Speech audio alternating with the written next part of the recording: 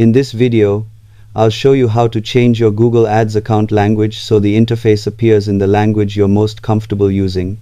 Start by signing in to your Google Ads account and clicking the Tools and Settings icon in the top menu.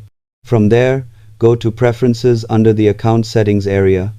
Inside Preferences, look for the option labeled Display Language and Number Format. This section controls the language used in menus, reports, and settings, as well as how numbers and dates are displayed.